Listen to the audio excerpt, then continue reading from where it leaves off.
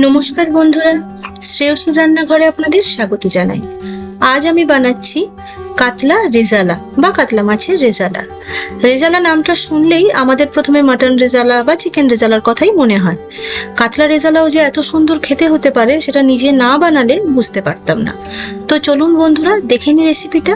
এখানে আমি 6 পিস কাতলা মাছ নিয়েছি, অবশ্যই টাটকা হতে হবে। মাছগুলো নিয়ে তাতে নুন এবং লেবুর রস মাখিয়ে রেখে দেব।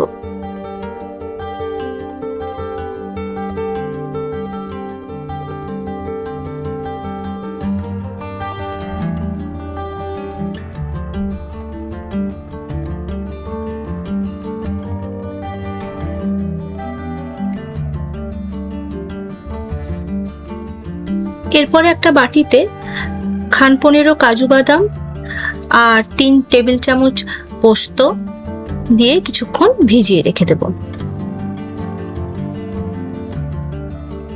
এরপর ওটা আমরা পেস্ট করে নেব। চাইলে আপনারা চারমগজ বাটাও দিতে পারেন।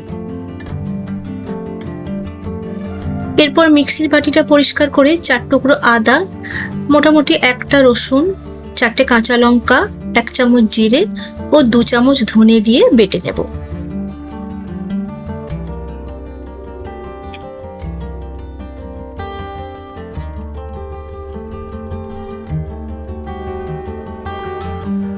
এরপর এখানে আমি একটা পেঁয়াজকে এইভাবে কেটে নিয়েছি। এটাকে এবারে আমি জলে সেদ্ধ করে নেব। ঠিক এইরকম সেদ্ধ হয়ে ঠিক এতটা জল থাকবে। এটাকে ঠান্ডা করে নেব, দিয়ে ওটারও পেস্ট বানিয়ে নেব।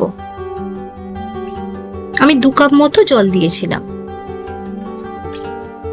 এরপর কড়াইতে পরিমাণ মতো তেল নেব, নিয়ে মাছগুলো একে একে ভেজে নেব। মাছগুলো খুব সাবধানে উল্টাতে হবে, না হলে নিচে লেগে যেতে পারে, যেহেতু হলুদ নেই। এইভাবে মাছগুলো আমি ভেজে নিলাম।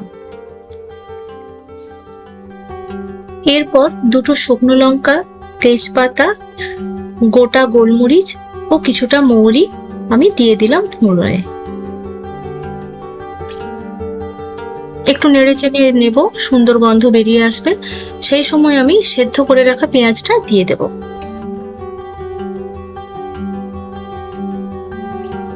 এরপর বেটে রাখা যে মশলাটা, আদা রসুনের যে পেস্টটা, সেইটা দিয়ে দেব। দিয়ে ভালো করে কষিয়ে নেব। একটু তেল ছেড়ে এলে পোস্ত আর কাজু বাদামের যে পেস্টটা আমি বানিয়েছিলাম সেটাও দিয়ে দেব। লো ফ্লেমে মশলাটা বেশ কিছুক্ষণ কষতে হবে।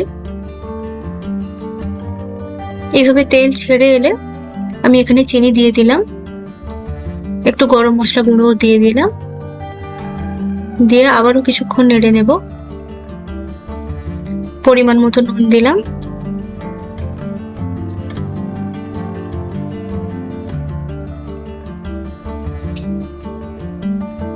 এরপর আমি হাফ বাটি টক দই দিয়ে দেব, দিয়ে আবারও কিছুক্ষণ কষিয়ে নেব।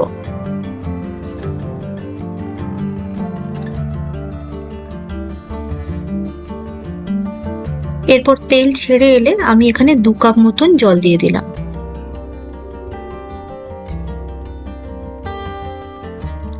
ঝোলটা ফুটে এলে আমি একে একে মাছ দিয়ে দেব।